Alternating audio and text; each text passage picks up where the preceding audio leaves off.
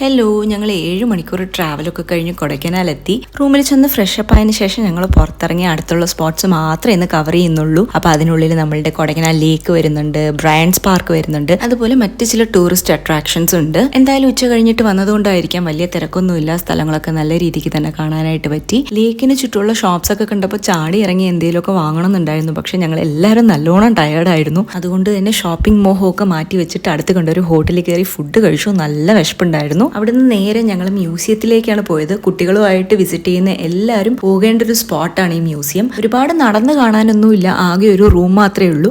അതിനുള്ളിലുള്ളതൊക്കെ തന്നെ കുട്ടികൾക്ക് ഒരുപാട് ഇഷ്ടമാവും. തിരിച്ചു പോകുന്ന വഴിക്ക് ഇശക്കുട്ടിക്ക് കുറച്ച് പ്ലം ഒക്കെ വാങ്ങിക്കൊടുത്തു. ഞങ്ങളുടെ റൂമിനടുത്ത് തന്നെയുള്ള ഒരു ഹോട്ടലിൽ ചെന്നിട്ട് ഫുഡ് കഴിച്ചു. ലേറ്റ് ആകും തോറും തണുപ്പ് ഭയങ്കരമായിട്ട് കൂടിയിട്ട് ഇശക്കുട്ടിക്ക് പറ്റാണ്ടായാലോ എന്ന് വിചാരിച്ചിട്ടാണ് വേഗം റൂമിൽ പോകാമെന്ന് വിചാരിച്ചത്. പക്ഷേ ഓവറോൾ ഞങ്ങളുടെ ട്രിപ്പിൽ എവിടെയും അത്ര തണുപ്പൊന്നും ഞങ്ങൾക്ക് ഫീൽ ചെയ്തില്ല. അവൾ നല്ലോണം എൻജോയ് ചെയ്തു. അപ്പോൾ നമുക്ക് നാളെ കാണാം. ബൈ.